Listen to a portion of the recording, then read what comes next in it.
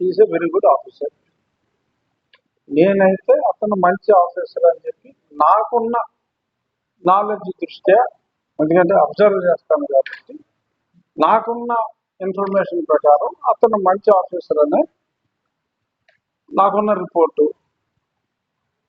West Godavari భీమవరంలో pack ఆడుతున్నారు అంటే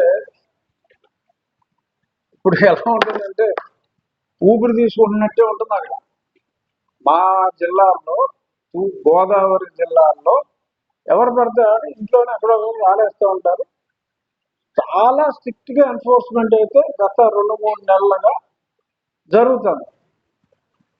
అందుకనే ఏదో తుఫాన్ వస్తే తుఫాన్ షెల్టర్కి వెళ్ళినట్టు చాలా మంది గోవాకి, శ్రీలంకకి వెళ్ళిపోతున్నారు వీటికెళ్ళి.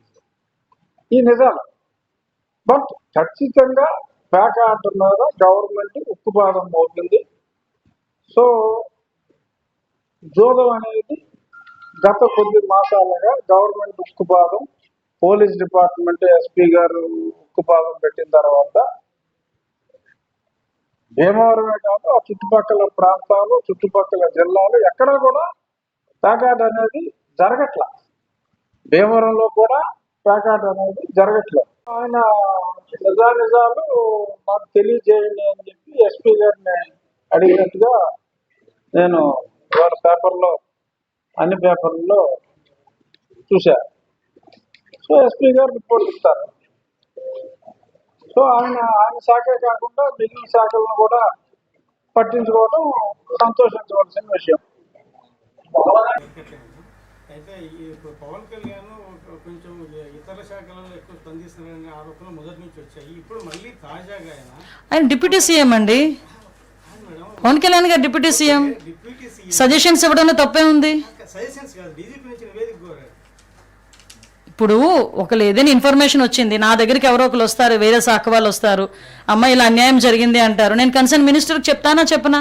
లేకపోతే కన్సర్న్ మినిస్టర్ తాలూకా ఓఎస్డీకో లేకపోతే సిఎస్ ఎవరో ఒకరికి మేము ప్రిన్సిపల్ సెక్రటరీకి చెప్తామా చెప్పమా?